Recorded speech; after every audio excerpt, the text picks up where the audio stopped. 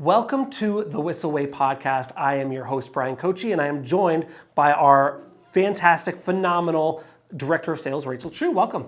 Thanks. I'm so happy to be here. I love having you on. You always bring massive value. I asked what you wanted to talk about today, and you talked about motivation. And now I know you shared this with our team, and so you wanted to share it with our audience here. And we're going to talk about being able to be motivated and find a way to kind of find that next gear to push past kind of that stuck part. Is that right? Exactly. And this is a topic that I love for real estate agents in particular, because I think we're all really easily get to that point of burnout at some point throughout each year. Commissions only jobs are hard. You have to work a lot, and you kind of have to do a little more than I would say most other type of careers to keep yourself motivated, because so much of it is, an internal drive to keep going and keep doing the things you need to do. So I love this topic, especially for agents, because it was a game changer for me when I learned a little bit more about myself and how does my brain work? What do I respond to? And really help me kind of use that next gear to, be more motivated. Awesome. And so before we get into it, like I said, we're going to talk about the 4 different tendencies. And this came from a book from Gretchen Rubin, right? Yes. So before we get into that, if you like what you're hearing and you want more, you can go to thewhisselway.com. From there, you can find a bunch of information about our 14-day social media challenge, our Facebook group, our YouTube channel, our podcast where you can subscribe. You can join our referral network for people leaving San Diego. And you can also learn more about our content creation course that Kyle and I have created that tells people anything and everything we know about content creation, from photos, videos, podcasts, all how to get more buyers and sellers into your pipeline. So that's at thewhisselway.com. So Rachel, let's kick it off. So first off, there's 4 types, right? 4 types or 4 tendencies of motivation. So talk to me a little bit about that. Yeah, so I think the best way is to kind of start broad and then niche down into the different types. And so what that looks like is typically, according to the book, most people are either a little more motivated by internal motivational factors or external. So meaning you're either more self-motivated, intrinsically motivated, meaning, hey, if I set a goal or set my mind to something, I'm going to do it. Some people are a little bit more externally motivated, meaning they need a little bit of accountability from others. They need an outside force to help them keep going. And so the 4 tendencies kind of split that up. And then some people, neither of those really work. And we'll kind of talk through what that looks like and how to identify which type you are. But it's really helpful to start thinking about this in terms of, okay, when I think about I have to do something, I don't really want to do it, I know what I have to do. Are you more motivated? Are you the type of person who can just say, okay, I'm making a plan, I'm sticking to it, internally I got this? Or are you somebody who does really well with having an accountability partner or a reward or some sort of thing to look forward to externally? So that can be the first step in identifying which tendency you are. Now, Rachel, what have you found yourself to be, more internal or externally motivated? Yeah, so I am, and I'm glad you asked that. So I am definitely a little bit more of an upholder, and so we'll talk about what that looks like, which means I respond to both. So I can do self-motivated stuff, but I also like having an accountability partner. And from your experience, again, you're a director of sales here. You manage 100+ agents, and you've seen agents come and go. What do you find is more beneficial for a real estate agent to have kind of a tendency type? Do you think there's one that's, and again, before we get into the 4, internally versus externally, do you think there's one that's more prone to success or more powerful or makes a real estate job's life a little easier? I would say yes. I mean, you are what you are, right? And you can't force yourself to be somebody you're not. And I would say some of these types, just objectively, would be easier to stay motivated, especially if you have 2 different things. That's a lot easier than 1.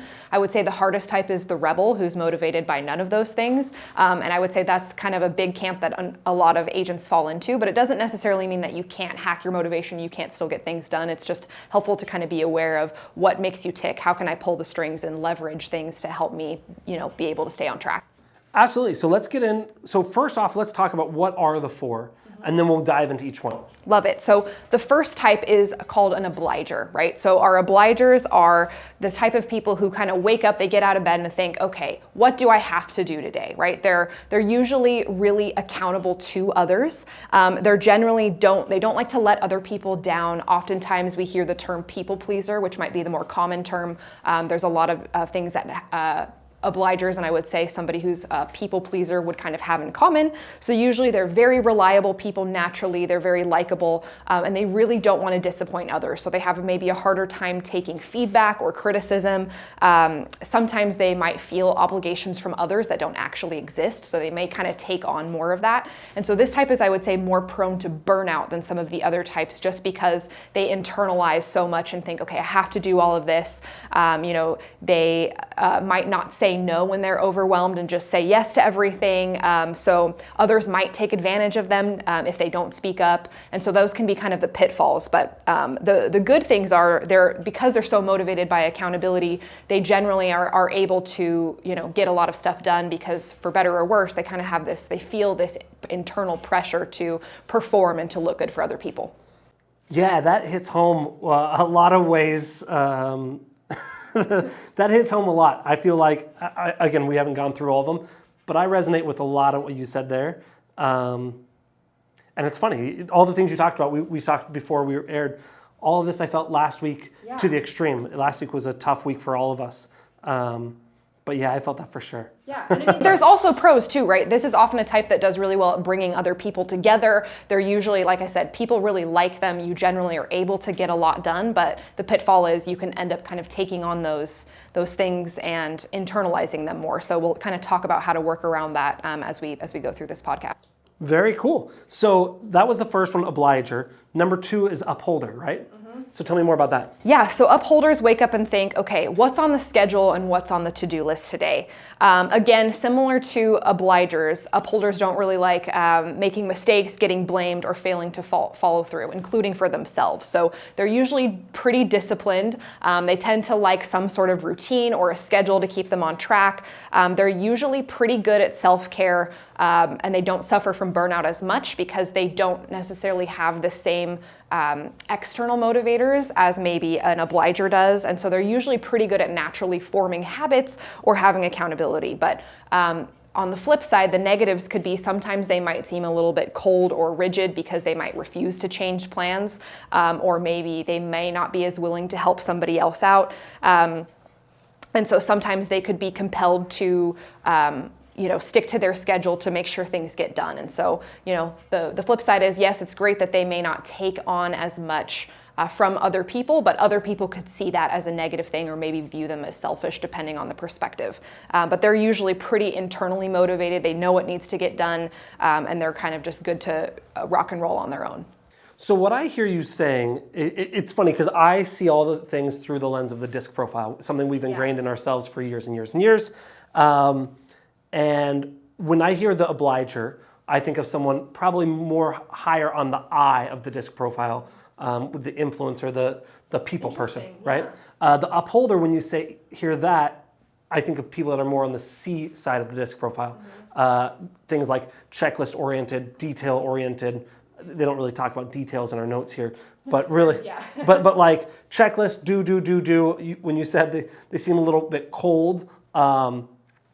I think of more of the analytical person in this kind of flow.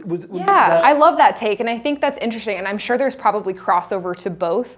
I think, and I love that you mentioned that, Bryan. I think some of the biggest distinctions too is there's so many different ways to kind of categorize ourselves, and I always find the more that I know about myself, the easier it is to, the more that we know ourselves, the easier it is to get better as people and to work on things. And DISC itself measures behavior, so it's less of a personality type and more of, hey, how do I behave in an environment? And so I think this is also, in a way, a behavioral measurement, right? How do I behave in terms of motivational factors? And so I love that parallel. And so what I'm hearing as well is when you're looking to hire someone, and maybe we'll get to that at the end of what kind of personality types or jobs fit best, because I don't want to start saying things and go, oops, I was wrong. That should have been that one. Sure. So we've got the obliger, that's your people pleaser. Mm-hmm. You've got the upholder, that's the disciplined, scheduled, to-do list queen, right? They've got a to-do list to do their to-do list. They get things done. Next up, we have questioners. Yes, so questioners don't, and I want to kind of go back to, before we move on, just to categorize it. So our upholders and obligers, our upholders respond to inner and outer rules, right? They're responsible for themselves, and they also don't want to let people down. Our upholders tend to just want to do what they need to do. They maybe care a little bit less about how others are viewing them, but they're pretty just internally motivated. Questioners question all rules. So they question both internally how they feel about something and externally what other people will think about that. So questioners wake up and think, what needs to get done today? And they're really motivated by seeing the reasons for a particular course of action. So they don't want to spend time on any activities or efforts that they don't agree with. And so for them, the key is justification. Why do I have to do this? If they don't see the why or understand the point of what they're doing, they're not really bought in to be motivated. So if you find yourself maybe as somebody who really values logic and justification, maybe as a kid, people always said, oh, you were always asking a million questions, or hey, well, why do we have to do that? Why is this that way? Usually they're pretty thorough in their analysis with decision making. They usually really value efficiency and are looking to improve processes. And so I would say, those people are always great at making change because they're thinking deeper maybe about things than others. But on the flip side, sometimes people might be annoyed with how many questions they have. They may fall prey to, kind of that analysis paralysis, or maybe seen as rude when they don't follow rules that other people are doing just because they don't get it. And so they really want to understand the why behind something. So if you find yourself relating to this category, it would benefit you to do an exercise of writing down why you need to do what you need to do. If you have something like, I like to use making calls as an example, since most agents hate to do that. But if you understand the why and you really think about, well, why do I need to make calls? Well, I need to make calls because I need to connect with people, and it's the easiest way to kind of have that tonality. And by calling people, I'm more likely to get an appointment. When I meet people is when I make money, right? And so it may seem like, okay, that's a waste of time to really think through things, just, get in and just do what you need to do. That doesn't work for everybody. And so if you're having a block and you kind of relate to this one, really taking some time to maybe journal it out, talk through it with somebody. Why do I have to do this? Until you're bought in yourself to do the things you need to do. Very cool. So one of the things that, I wrote, it's funny, as you were talking about this, I wrote down why, and then you're like, and they look for the why. And I think this is really important to know that there are people like this in your organization. Yeah. And it seems like you're not only one thing, right? Yeah, and just like DISC, and I love that analogy. Yep. You can be a mix of both of these. It's just, and maybe you are, but it's knowing, okay, which do I relate to, and maybe I can utilize all of this to help myself get done what I need to do. And so I love that, and I wrote down who I think this will be good for, and I'm curious your thoughts later.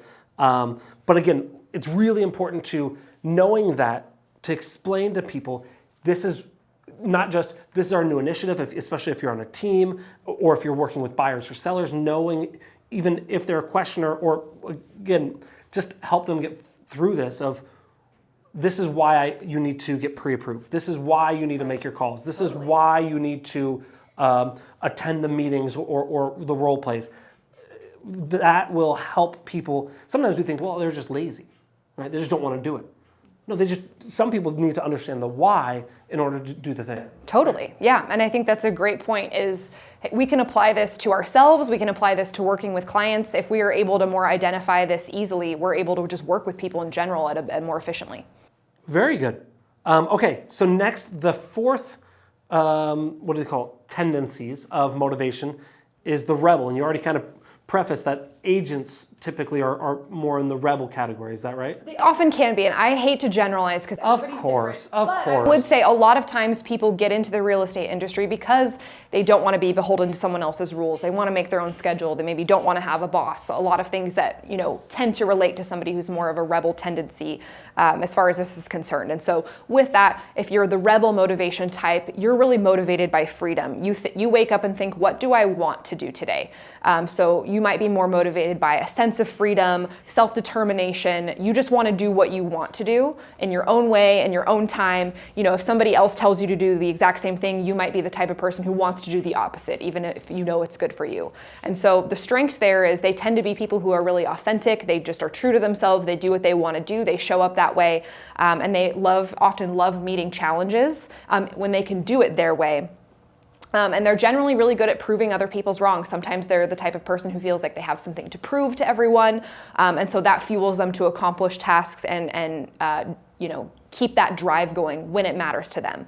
On the flip side, their weaknesses might be could be seen as inconsiderate for refusing to adhere to some of those more outer expectations.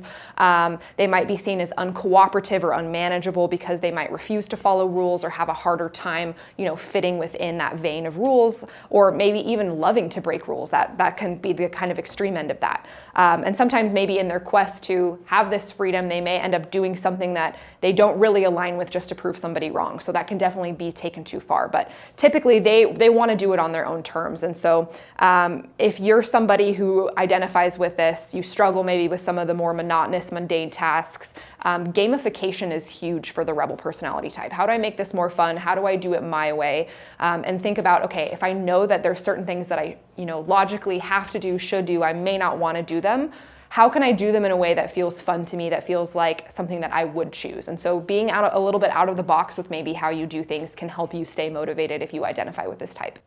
Cool. And so I like this because I think for all four of these, again, you can have a mix. And I think not only is it good to have this in a team, whether it's a big team or a small team, but it's also, I think, really helps you understand who you're working with. Totally. Again, self-awareness is, I think, massively important. But also, when we talked about questioners, I thought about someone specific in our team, and it can be seen as frustrating or annoying or just do what I said, right? And it's like, why? And it's not, they're not trying to be difficult. Sometimes they are, but typically it's not they're trying to be difficult. They just need the understanding to make sure they get through what they want. 100%. So let's go through and kind of talk about these four groups. We kind of said, and again, we're generalizing here. Totally. And we all fit in different categories, and I think we can fit in different categories in different parts of our lives. 100%. We can fit in different categories in different phases of our lives. Absolutely. These are all fluid, right? People are changing all the time. The word I'm using right now a lot at home, this is a really tough season. Yeah. My wife is pregnant. We've got really busy stuff with work. So we're due to have our third, and it's a tough season. Yeah. What's going on? So someone that has a rebel personality is typically more suited for an 8. I don't want to say more suited for, but I think you get where I'm coming. I think people get it. That's where we see a lot of agents, 50% or more, probably fit in this rebel. I would say that's a very safe assumption, just because due to the nature of the job, right? And so especially what do I want to do today? A lot of times it's not follow-up or making calls. It's like, hey, what's fun and exciting? But and I think in here it even says, where is it? Struggle with monotonous and mundane tasks. And so what we found on our team, what we try and do, because we have a lot of these rebel personalities, is we try and take as much of that off of their plate. And so if you are one of those people that consider yourself a rebel personality, what can you take off that's monotonous, that's redundant, that's not worth your time? Things like maybe doing contract work, maybe I know Kyle always preaches about having an assistant, and his assistant does everything from scheduling appointments to managing his calendar to managing his email to picking up dry cleaning when needed. Like everything that's monotonous and that pulls your energy, the assistant will do. And I know on our team we've done a lot with our different teams. We have trainers to help. We have a media team, a marketing team, an operations team with TC and listing coordinating. All the monotonous stuff we get to pull off of their plate. So the questioners, I'm curious of what your thought is on who fits in here. I wrote something down. Do you have kind of someone in the real estate realm that you think fits this more? I think it depends. I mean, yes and no. I think, back to your point, I think a lot of agents identify with the rebel type, but not necessarily, you don't have to. Or you could maybe question some things and maybe find yourself falling in both types. I would say a lot of times, though, that more C personality, to bring back to DISC, I really heavily have a lot of C in your DISC profile, you're likely somewhat of a questioner in some way. So if you're somebody who's really deeply analytical or you need reasons for that, I would say less so maybe the salesperson type agents, and maybe more of the people who are in operations in your organization are more likely to be a questioner type. Cool. And one of the things that I was thinking about is, now you have to be strong in your own conviction, but I think having an assistant be a questioner can really help make sure you're not running full speed the wrong direction. Having someone like your COO should be probably a questioner. Data-driven, evidence-based, fair-minded, they should probably have questions. So I know Chris, our COO, probably fits in this really well of, hey, we're going to do this. Why?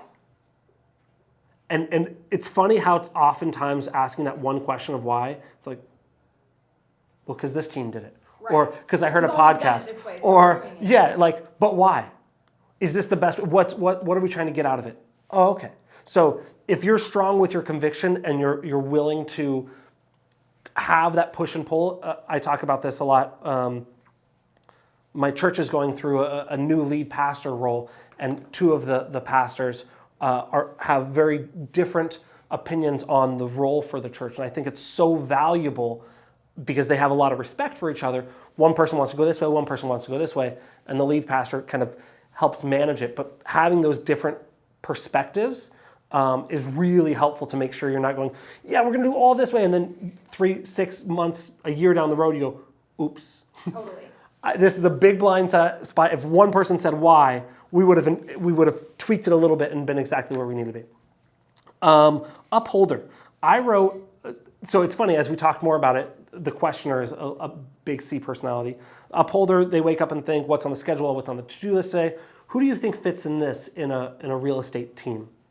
I think a lot of anybody who's generally in the W-2 side, meaning they're an employee in real estate. Typically, those are the people who can kind of wake up. They don't mind just, grinding away at things they have to do. They're usually a little bit more organized. They might be in a leadership position, or they might be somebody who's managing others. They're typically kind of looking at everything from a bird's eye view, or saying, okay, what do we have to make sure happens?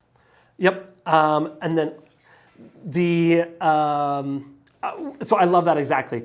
I also wrote, like, when I thought about this, when I heard this, motivated by executions, getting things accomplished, they don't like making mistakes, getting blamed. I thought this would probably be really good for like a TC role, a transaction coordinator, really organized. You have to be able to compartmentalize. You have to be detail oriented. It's funny, one of the weaknesses says compelled to follow rules even when it's sensible to ignore them. Again, this is where having the different ones is powerful. But having your TC, this is how it has to get done, especially when it's compliance. Some of the stuff is like, this doesn't make sense. Well, it's compliance, it's the law. Like, we got to follow it. We got to do it. So I think that works really well. And then finally, I worked backwards through this, but the first one we talked about was the Obliger, the people pleaser. Who do you think works well for this? I think these questions I love the conversation, because I think it doesn't really matter which you are. I think as long as you're aware of, how do I get motivated and how can I use this to leverage doing things that I don't want to do. But when I think about, okay, who might this most commonly fit? I would say anybody who's really people-facing in your organization. Could be like a sales manager, could be a team leader itself who's really active with agents. So people who are really motivated by that accountability, who are working person to person. This is a lucky one to have, because you have that built-in accountability with other people. So if you find yourself with this tendency, that might be a great role for you within a real estate organization. I love that. I didn't know what to call it, but I wrote client care. Yeah. And I was like, facing clients, I love that you talked about facing team agents. This is your I love that a lot. I didn't say anything there. But client facing, agent facing, sales manager. If you have, I know some people have like a title of a job where it's like chief heart officer is one of the things that Gary Vee has, which he has his kind of play on HR, or even someone, I don't know the title of it, but their job is to surprise and delight, right?